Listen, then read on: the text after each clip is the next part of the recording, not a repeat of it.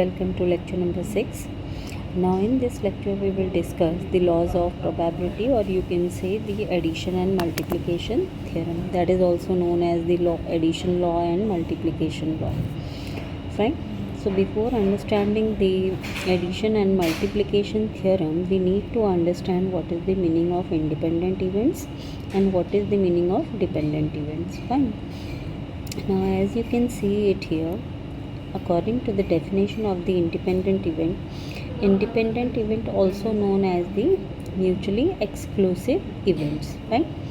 Two events are called independent events if the occurrence of one event does not affect the probability of the occurrence of the other event, right? यहाँ पर क्या है कि हम बात करेंगे probability की। प्रोबेबिलिटी के लिए अगर मान लो कोई एक इवेंट हो रही है तो उसकी जो भी प्रोबेबिलिटी होगी, जब हम सेकेंड इवेंट के लिए जाएंगे तो फर्स्ट इवेंट का इम्पैक्ट सेकेंड इवेंट के ऊपर नहीं आना चाहिए। इन दो इवेंट्स को हम कहते हैं, सपोज़ अगर मैंने एक कॉइन का टॉस किया तो कॉइन का टॉस करने पे मुझे हेड मिल जाएगा या टेल मिलेगा। लेकिन सपोज़ करो अगर मुझे हेड मिलता है, उसके बाद में अगर हम बात करते हैं सेकंड राउंड जब हम उसको टॉस करते हैं तो again there is an the possibility whether you can get the head और you can get the tail. मतलब पहली बार जो रिजल्ट आउटकम आया था उसने दूसरे राउंड के जो आउटकम्स होंगे उसके ऊपर कोई भी इम्पैक्ट नहीं किया। फाइन। तो ऐसी इवेंट को हम कहते हैं इंडिपेंडेंट इवेंट्स। सेट थ्योरी के अंदर हम जानते हैं कि अगर दो ए और बी कोई दो इवेंट्स हैं तो इनका इंटरसेक्शन फाई होना चाहिए, तब हम ऐसे इवेंट को म्यूचुअली एक्सक्लूसिव या इंडिपेंडेंट इवेंट कहते हैं। बट यहाँ पर जब हम प्रोबेबिलिटी की बात करेंगे तो प्रोबेबिलिटी के अंदर हमें ये देखना है कि पहले राउंड की प्रोबेबिलिटी और दूसरे राउंड की प्रोबेबिलिटी में कुछ भी चेंज नहीं होना चाहिए, तब हम कहते हैं both the events are independent. Fine. Now moving to the next definition and that is the dependent events. For the dependent event, what it says that two events are called dependent events. The occurrence of one event affects the probability of the occurrence of the other event, right? For an example, if suppose I am having a box, in that box there is an 3 balls are there. Fine. If I am going to calculate the means 2 ball we have to select, I am just going to take out one ball and I am keeping outside of it. Fine. Now what is going to be happen now? What will be the probability for getting the first ball? That will be 1/3. If I am going to calculate the probability of the next ball that I am going to select from the box, so here you can see only 2 balls are remaining. Now the probability of the second ball is going to be change. मतलब क्या हुआ कि पहले event ने दूसरे event की जो probability थी उसके ऊपर इम्पैक्ट किया है। तो ऐसी इवेंट्स को हम कहते हैं dependent events.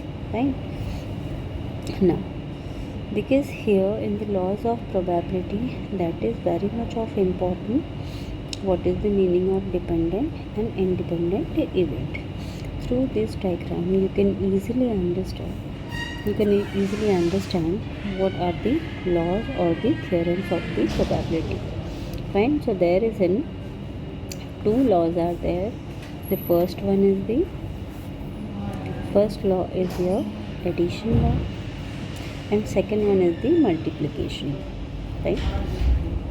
Now in the addition law, again there is two types of events are going to be happen.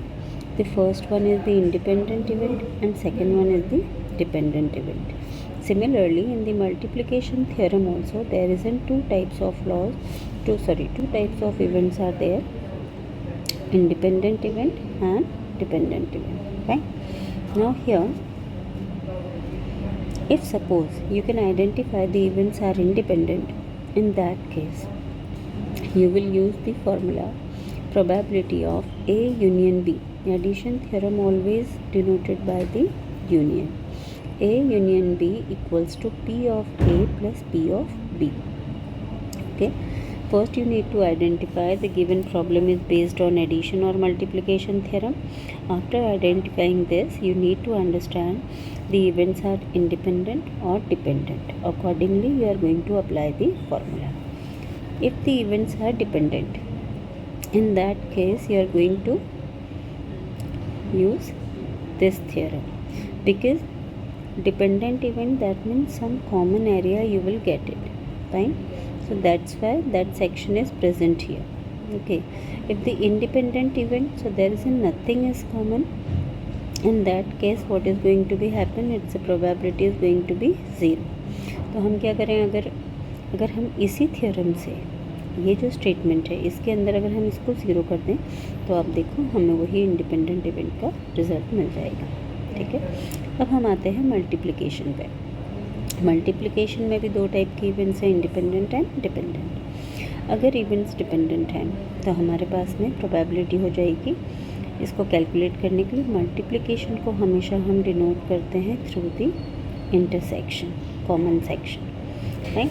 तो इसका जो स्टेटमेंट बनेगा P of A dot P of B. अब हम डिपेंडेंट इवेंट की बात करते हैं. तो dependent event actually the conditional probability है. ठीक. अब इसमें क्या है, probability of first event and then first is going to be happen then the probability of second. जैसे यहाँ इस एग्जाम्पल में जो मैंने बॉल्स ली थी, in this there is in 3 balls are there. First की प्रोबेबिलिटी 1/3 हो गई और इसको निकाल के हमने बाहर रख दिया. बाहर रखने पे क्या हुआ कि जो सेकंड है हमारे पास में बॉक्स के अंदर, अब हमारे पास 2 ही बॉल्स रह गई हैं. अब ऐसी सिचुएशन में क्या होगा, सेकंड की जो प्रोबेबिलिटी होगी वो रिड्यूस हो जाएगी. डिनोमिनेटर हमारे पास में 3 की प्लेस पे अब कितना आ जाएगा, 2 आ जाएगा. ठीक. अब हम बात करते हैं इसकी प्रूफ की. तो यहाँ प्रूफ के लिए हम देखते हैं एडिशनल लॉ. इसको एडिशनल थ्योरम भी बोलते हैं. फॉर म्यूचुअली एक्सक्लूसिव इवेंट, मतलब इंडिपेंडेंट इवेंट. इंडिपेंडेंट इवेंट के लिए हमने स्टेटमेंट देखा था P A union B equals to P of A plus P of B. Union को हम और से भी रिप्रेजेंट करते हैं. ठीक है. तो यहाँ सबसे फर्स्ट हम कंसीडर करेंगे एस एक सैम्पल स्पेस जिसके अंदर नंबर ऑफ़ एलिमेंट्स कितने हैं. हमारे पास ये एक सैम्पल स्पेस है, मैंने यहाँ पर कंसीडर कर लिए n नंबर ऑफ़ एलिमेंट्स. ठीक. And m1 be the number of elements in a set A. अब यहाँ कोई इवेंट हो रही है, सपोज़ करो मैं A ले लेती हूँ ऑल दी इवन नंबर्स. ठीक है. इसमें से मैंने क्या किया, आउट ऑफ n में से मैंने सारे इवन नंबर्स का सेट जो है यहाँ पर कंसीडर कर लिया. अब ये हमारे पास में कितने बताए हैं, that is equals to number of elements हमारे पास में हो गए m1. ऐसे ही मैं एक बी सेट कंसीडर कर लेती हूँ जिसमें मैं कंसीडर कर लेती हूँ सारे ऑड नंबर्स, और इसमें नंबर ऑफ़ एलिमेंट्स कितने हैं मेरे पास, m2. अब यहाँ देखो ए और बी इवेंट के अंदर नंबर ऑफ़ एलिमेंट्स m1 और m2 मैंने कंसीडर किए हैं. n ऑफ एस का मतलब क्या होता है, number of elements in a set s. तो कितने एलिमेंट हमने कंसीडर किए हैं, n ऑफ ए. ठीक. n ऑफ ए क्या है, नंबर ऑफ़ एलिमेंट्स. ये जो n लिखा है it represent the number of elements in a particular set. इसमें कितने हैं, m1. ऐसे ही n of B, number of elements in a set b. Fine. If the events a and b are mutually exclusive. Mutually exclusive का ही मतलब होता है independent. Right. Then a intersection b is equals to 5 हो जाएगा, क्योंकि अगर mutually exclusive event है तो इसके अंदर हमें कॉमन कुछ भी नहीं मिलेगा. तो ये किसके इक्वल हो जाएगा, 5 के. अगर हम इसके अंदर कोई भी एलिमेंट नहीं है तो हम जब इसके नंबर ऑफ़ एलिमेंट्स निकालेंगे तो वो कितने मिलेंगे हमें यहाँ पर, 0. अगर ये 0 है तो इस कंडीशन में हमारे पास में क्या हो जाएगा, यहाँ n of a union b is equals to m1 plus m2 minus 0. Fine. Now the probability of a and b is denoted by p of a union b is given by, we will give it, so here p of a union b, p of a union b will be number of a union b upon number of s. मतलब सारे possible outcomes आ जाएंगे। Numerator में हमारे पास number of elements in A union B. अब हमने यहाँ पर क्या किया है, प्रोबेबिलिटी ऑफ, यहाँ पर क्या हो जाएगा, यूनियन मतलब ए और बी दोनों का यूनियन, मतलब दोनों के यूनियन सेट में जो नंबर ऑफ़ एलिमेंट्स हमारे पास में होंगे। ठीक है, देखो ए के अंदर कितने हैं हमारे पास में एलिमेंट्स। अभी हमने देखा कि ए इवेंट जो थी उसमें हमारे पास में एलिमेंट थे उस सेट के अंदर m1, जो हमारे पास बी इवेंट था उसके अंदर एलिमेंट्स थे हमारे पास m2। अब अगर मैं ए यूनियन बी लेती हूँ तो इसके अंदर कितने एलिमेंट्स हो जाएंगे। भाई यूनियन का जो प्रॉपर्टी है वो क्या होती है कि सारे ए और बी के एलिमेंट्स होने चाहिए और कोई भी रिपीटेटिव एलिमेंट उसके अंदर नहीं होगा। ठीक है, तो यहाँ इसके अंदर एलिमेंट्स आ जाएंगे m1 प्लस m2। तो यहाँ पर यही लिखा है number of elements in A union be in number of elements in a sample space. Sample space में हमने n कंसीडर किए थे और यहाँ हमारे पास में m1 प्लस m2 आ गया। अब हमने क्या किया है, डिनोमिनेटर को सेपरेट कर लिया है दोनों के लिए। अब देखो ये जो m1 है ये एक्चुअली क्या है, number of elements in a set A है, और n क्या है, number of elements in a sample of space. यहाँ पर भी number of elements in B और यहाँ number of elements in a set S।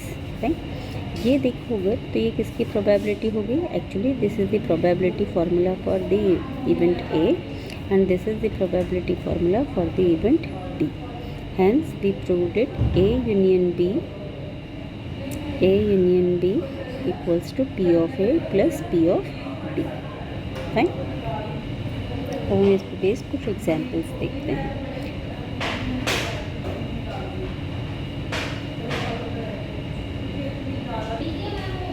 यहाँ देखो एक 1/4 is the probability of winning a race by the horse A। देखो ये रेस है, उसमें हॉर्स है, हॉर्स है A, and 1/3 is the probability of winning the same race by the horse B। Fine, find the probability that one of these horse will win. अब देखो one of the race के अंदर ऐसा तो होगा नहीं कि दोनों विनर हो जाएं, तो जीतना किसको पड़ेगा, दोनों में से किसी एक को। अब यहाँ वेरी क्लियर कि ए और बी जो दोनों हॉर्स हैं ये कभी कॉमनली इसको नहीं जीत सकते, मतलब इनका इंटरसेक्शन किसके इक्वल आ गया, 5 के। तो अगर हम इसकी प्रोबेबिलिटी निकालें, भाई कोई सेट है जिसमें कोई एलिमेंट नहीं है तो उसकी प्रोबेबिलिटी कितनी होगी, 0 होगी। अब यहाँ पर ये हमें पता चल गया कि दिस इज़ ऑफ इंडिपेंडेंट, ये कौन से टाइप का हो गया, इंडिपेंडेंट टाइप का, इंडिपेंडेंट इवेंट। अब इंडिपेंडेंट इवेंट है तो यहाँ पर हमें निकालना है दोनों में से किसी एक के विनर होने की probability, whether it is an A और बी। तो हम यहाँ फाइंड आउट करेंगे ए और बी, और के लिए आपको पता है हम यूनियन के सिंबल को यूज़ करते हैं।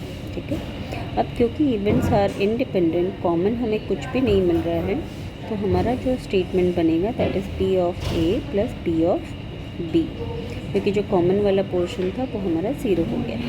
अब हम प्रोबेबिलिटी ऑफ A और प्रोबेबिलिटी ऑफ B निकालेंगे।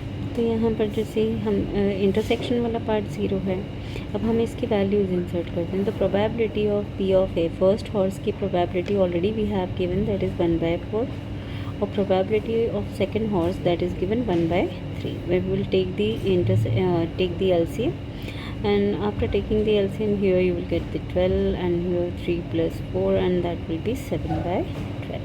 तो दोनों में से किसी एक हॉर्स के रेस को विन करने की जो प्रोबेबिलिटी है that will be 7/12। Okay, so in the next lecture we will solve the multiple examples which is based on addition and multiplication theorem. Okay, so keep watching. Thank you for all.